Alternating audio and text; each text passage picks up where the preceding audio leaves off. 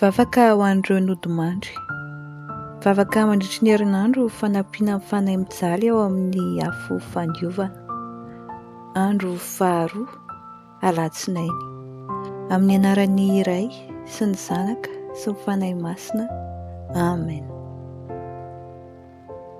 Miaraka hivavaka isika. Ry Tomban'Andriamanitra mahefana zavatra rehetra, angatahinay aminao noho ny ranomasina nalatsaky Jesosy Kristy zanakao tamin'ny fikapohana na tsiravina natao azy, mba hamonjenao ireo fanahy mijaly ao amin'ny afo fandiovana, fa indrindra ny mpanomponao ary koa ireo fanahy efa akaiky amin'ny fidirana amin'ny voninahitra ao, mba hanomboka avy hatrany ny fiderana sy fisaorana anao mandrakizay izy ireo. Amen. Rainay any an-danitra, ho amatsiana neny anaranao, ho tonga neny fanjakanao, ho tanteraka neny sitraponao ety an-tany tahaka ny any an-danitra. Omeo anay anio ny hanay isan'andro, avelao ny fahotanay, tahaka ny amelanay izay nanao ratsy taminay.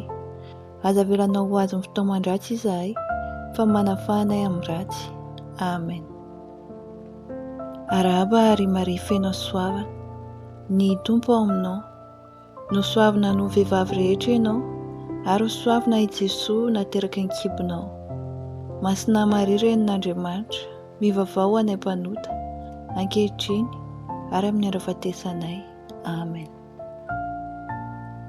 Iarahantsika manonona ny salamo fa 30. Ato ambody antsanao no miantso anao ry ave. Tompo, ianao feoko. Aoka ny sofinao anie ihaino ny feon'ny fivavahako.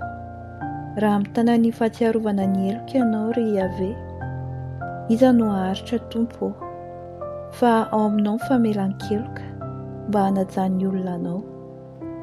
Manantena ny Tompo aho, manantena ny fanahiko, ary miandry ny teniny aho.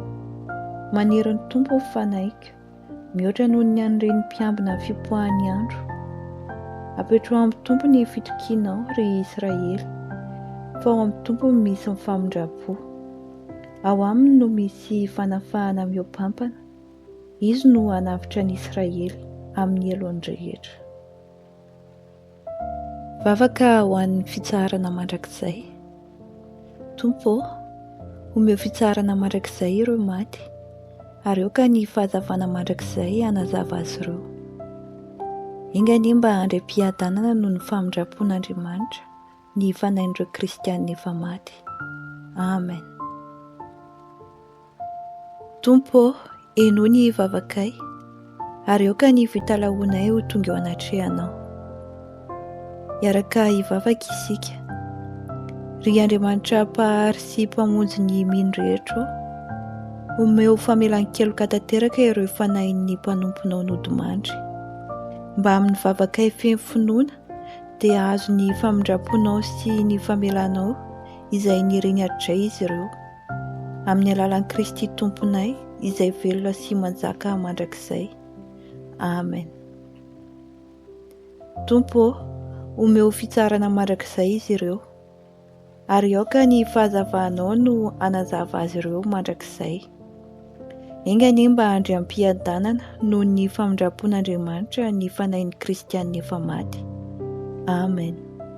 Amin'ny anaran'ny Iray sy ny Zanaka sy ny Fanahy Masina. Amen.